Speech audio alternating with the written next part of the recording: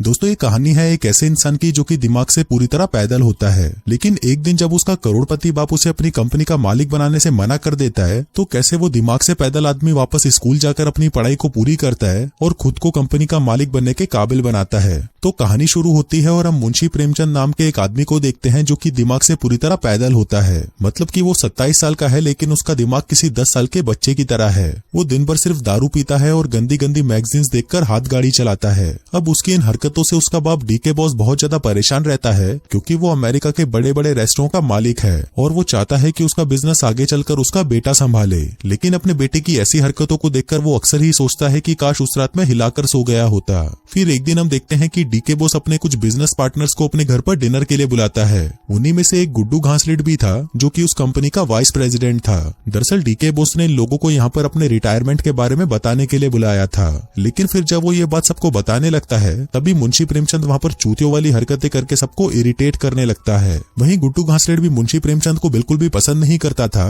क्योंकि वो खुद उस कंपनी का मालिक बनना चाहता था और मुंशी प्रेमचंद को रास्ते से हटाना चाहता था। इसलिए वो भी प्रेमचंद को चिढ़ाने के लिए चूतियों वाली हरकतें करने लगता है। अब उसको देखकर मुंशी प्रेमचंद भी भड़क जाता है और उसे कहता है कि भीसड़ी के मैं तेरी गींड फाड़ दूंगा। अब ये देखकर उसका बाप उस पर बहुत तेज गुस्सा करता है और वो मुंशी प्रेमचंद को गालियां देकर वहाँ से बाहर भेज देता है। इसके बाद मुंशी प्रेमचंद अपने दोस्तों के साथ एक कैफे में जाता है और यहाँ पर भी वो अपने हरकतों से बाज नहीं आता। इसके बाद वो एक पैकेट में टट्टी भरकर उसे एक बुढ़े के घर के बाहर रख देता है और जब वो बुढ़ा उस पैकेट को देखता है तो उसमें टट्टी भरी हुई होती है, जिसको देखकर मुंशी प्रेमचंद को बहुत मजा आता है। वहीं इसके बाद हम डीके बॉस को देखते हैं जो कि अपने दोस्तों से कह रहा होता है कि आखिर मैं अपने बेटे का क्या करूं। तभी गुड्डू घासलेट उसे कहने लगता है कि मुंशी प्रेमचंद में इतना दिमाग नहीं है कि वो इस कंपनी को संभाल सके, इसलिए आप ये कंपनी मुझे संभालने के लिए दे दीजिए। अब उसके बाप को उसकी ये बात ठीक लगती है क्योंकि वो अपनी कंपनी किसी बेवकूफ के हाथ में तो नहीं दे सकता था। इसके बाद रात को वो मुंशी प्रेमचंद से कुछ बात करने के लिए उसे अपने कमरे में बुलाता है, जिसके बाद वो उसे बताता है कि मैंने गुड्डू घासलेट को अपनी कंपनी का मालिक बनाने का फैसला किया है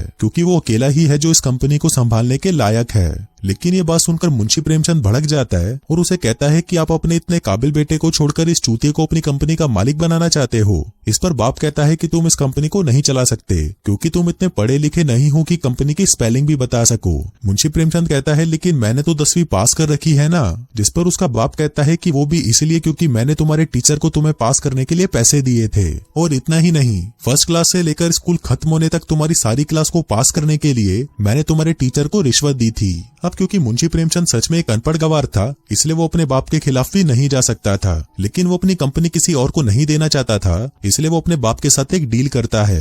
वो उसको कहता है कि अगर मैं अपनी पढ़ाई को पूरी कर लूं तो क्या आप मुझे कंपनी का मालिक बना दोगे। उसका बाप पूछता है कि इस उम्र में तुम स्कूल जाकर क्या करोगे, जब तक तुम्हारी ग्रेजुएशन होगी तब तक तो तुम बूढ़े हो जाओगे। मुंशी प्रेमचंद कहता है कि मैं हर क्लास को 2 हफ्तों में ही पास कर लूंगा और जल्दी ही ग्रेजुएशन भी कंप्लीट कर लूंगा। अब उसका बाप उसकी ये शर्त मान लेता है, लेकिन वो उसे ये भी कहता है कि अगर वो ये काम नहीं कर पाया तो तुम्हारी जगह गुड्डू घासलेट को उस कंपनी का मालिक बना दिया जाएगा। फिर अगली सुबह हम देखते हैं कि मुंशी प्रेमचंद अच्छे से तैयार होकर और अपना लंच बॉक्स लेकर स्कूल की बस आने का वेट कर रहा होता है, लेकिन वो बस बिना रुके ही वहां से चली जाती है क्योंकि ड्राइवर को मुंशी प्रेमचंद कोई स्टूडेंट नहीं लग रहा था। जिसके बाद उसका बाप उसे अपनी कार में स्कूल तक छोड़ने के लिए जाता है। फिर जैसे ही वो स्कूल के अंदर पहुंचता है उसे वहां पर तीसरी क्लास की मुन्नी हटेली मिलती है। वो मुंशी प्रेमचंद को देखते ही उसे पहचान जाती है कि ये किसी अमीर बाप की बिगड़ी औलाद है, इसलिए वो उसे भाव तक नहीं देती। इसके बाद मुंशी प्रेमचंद अपनी क्लास में जाता है जो कि पहली क्लास थी और उसे यहाँ पर छोटे छोटे बच्चों के साथ पढ़ाई करनी थी। फिर वहाँ पर टीचर आती है और सभी बच्चों को मुंशी प्रेमचंद से इंट्रोड्यूस करवाती है। फिर बारी आती है पढ़ाई करने की, जहाँ पर टीचर सभी बच्चों को मल्टी टैलेंटेड जॉनी भैया की कहानी सुनाती है।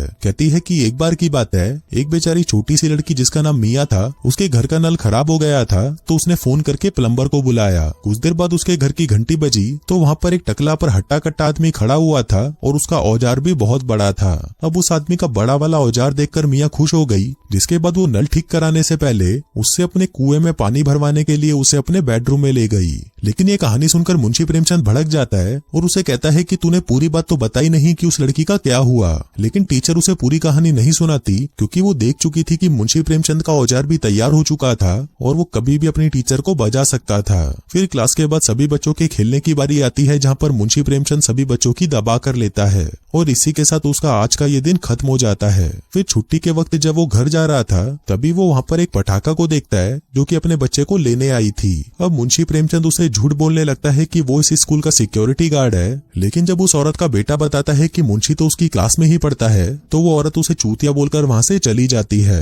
अब धीरे धीरे 2 हफ्ते बीतने लगते हैं और मुंशी प्रेमचंद अपनी क्लास में सभी से अच्छे से घुलने मिलने लगता है, लेकिन अभी भी कुछ चीजें ऐसी थी जिसमें उसे मुश्किलें आ रही थी, जैसे कि बच्चों के टॉयलेट में मूतना और गोंद खा लेना। आखिर में वो एक नीली बतख की ड्राइंग बनाता है और इस क्लास को पास कर लेता है। अब अपने पास होने की खुशी में वो एक बहुत बड़ी पार्टी रखता है, जहाँ पर वो बच्चों के एंटरटेनमेंट के लिए नंगी नंगी लड़कियों को भी बुलाता है। उधर उसका बाप भी इस बात से बहुत खुश था कि उसका बेटा पास हो गया, लेकिन वहीं गुड्डू घासलेट इस बात से बिल्कुल भी खुश नहीं था और वो मुंशी प्रेमचंद पर नजर रखने के लिए उसके स्कूल के सफाई करने वाले को पैसे भी देता है। इसके बाद बारी आती है 2nd क्लास की, लेकिन ये क्लास उसने जितनी सोची थी उससे काफी मुश्किल होती है, खासकर एक स्पेलिंग परीक्षा की वजह से, जहाँ पर मुंशी प्रेमचंद को एक छोटी सी बच्ची से स्पेलिंग का कंपटीशन करना था।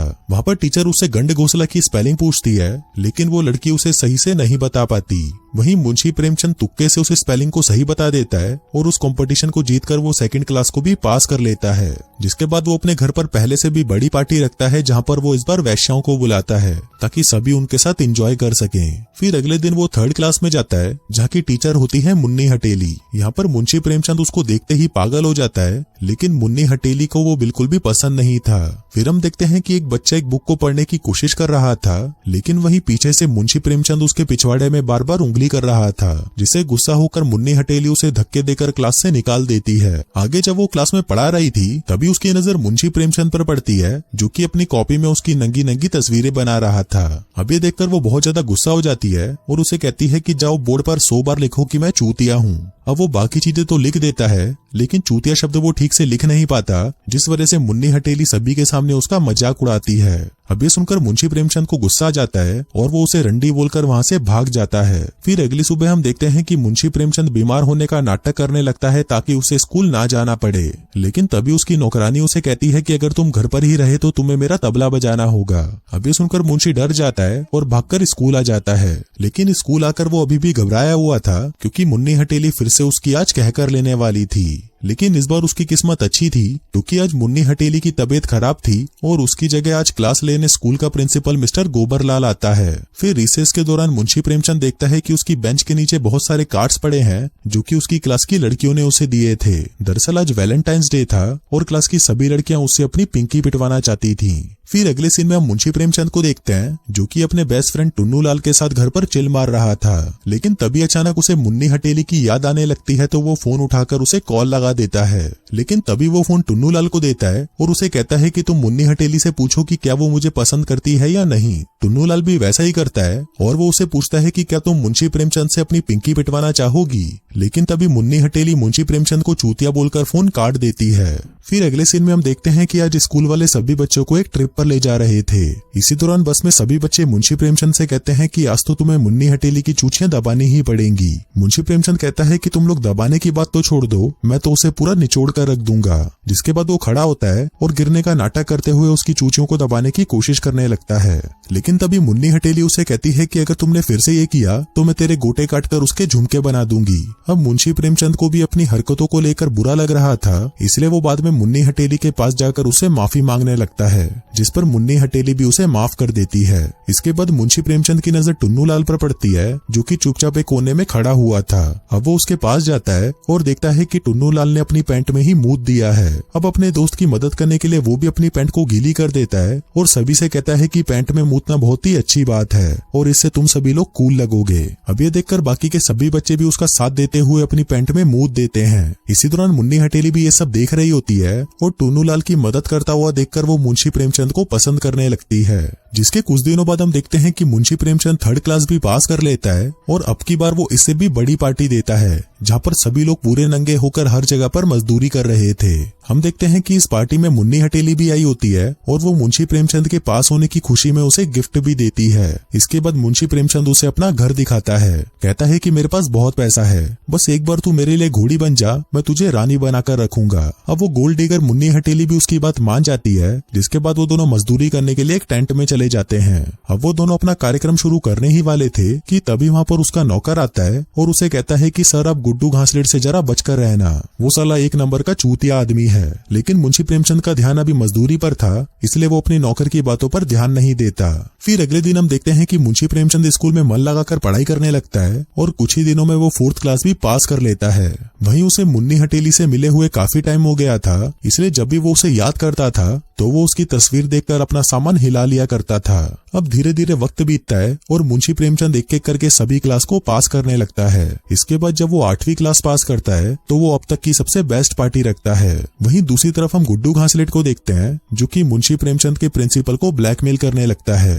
वो उसे कहता है कि मुझे पता है कि तूने एक बार मजदूरी करते हुए एक लड़की को दबाकर मार दिया था। अब अगर तू नहीं चाहता कि ये बात सामने आए तो तुझे स्कूल में ये अफवाह फैलानी होगी कि मुंशी प्रेमचंद फिर से रिश्वत देकर पास हो रहा है। अब प्रिंसिपल के पास और कोई ऑप्शन नहीं था, इसलिए वो उसकी बात मानने के लिए तैयार हो जाता है। फिर अगले दिन मुंशी प्रेमचंद के हाई स्कूल का पहला दिन होता है और यहाँ पर हमें पता चलता है कि जब वो पिछली बार हाई स्कूल में था तो वो अपने स्कूल में काफी पॉपुलर था, इसलिए मुंशी प्रेमचंद को लगता है कि शायद इस बार भी ऐसा ही होगा। पर जब वो स्कूल के अंदर जाता है तो सभी लड़कियां उसे इग्नोर करने लगती हैं। फिर क्लास के दौरान वो एक टीचर का मजाक उड़ाने लगता है, लेकिन कोई भी उस पर नहीं हंसता। यहाँ तक कि वहाँ पर बैठी एक लड़की उसे कहती है कि तू तो मेरे से बात भी मत कर लियो। अब यहाँ पर मुंशी प्रेमचंद को अपनी 3rd क्लास के दोस्तों की याद आ रही थी, इसलिए वो उनसे मिलने के लिए स्कूल में जाता है। और जब वो बच्चे उससे उसकी क्लास के बारे में पूछते हैं तो मुंशी प्रेमचंद कहता है कि वो तो अपनी क्लास में काफी पॉपुलर हो चुका है, लेकिन हम देखते हैं कि वो यहाँ पर झूठ बोल रहा था और असलियत में हाई स्कूल के सभी बच्चे उसको बुली कर रहे थे। फिर रात को जब वो अपने घर पर होता है तो वो याद करता है कि जब वो हाई स्कूल में था तब वो भी ऐसे ही बच्चों को बुली करता था। जिसके बाद वो अपने एक क्लासमेट को फोन करता है और उससे माफी मांगता है। फिर अगली सुबह हम देखते हैं कि हर जगह ये अफवाह फैल चुकी थी कि मुंशी प्रेमचंद ने पास होने के लिए रिश्वत दी थी। अब ये बात उसके बाप को भी पता चल जाती है, जिससे गुस्सा होकर वो अपनी कंपनी को गुड्डू घासलेट के नाम कर देता है। मुंशी प्रेमचंद अपने बाप को समझाने की बहुत कोशिश करता है, लेकिन उसका बाप उसकी बातों पर यकीन नहीं करता। अब इस सबसे मुंशी प्रेमचंद बहुत ज्यादा निराश हो जाता है और अपनी जिंदगी को पहले की तरह जीना शुरू कर देता है। लेकिन वही मुन्नी हटेली जानती थी कि उसने पास होने के लिए बहुत मेहनत की है, इसलिए वो मुंशी प्रेमचंद के पास आती है और उसे घुसंड मारकर उसे हार न मानने के लिए मोटिवेट करती है। उधर मुंशी प्रेमचंद के दोस्त प्रिंसिपल के घर के आगे भूख हड़ताल पर बैठ जाते हैं, जिसे प्रिंसिपल को ना चाहते हुए भी सबको सच बताना पड़ता है कि उसने मुंशी प्रेमचंद के बारे में झूठ बोला था।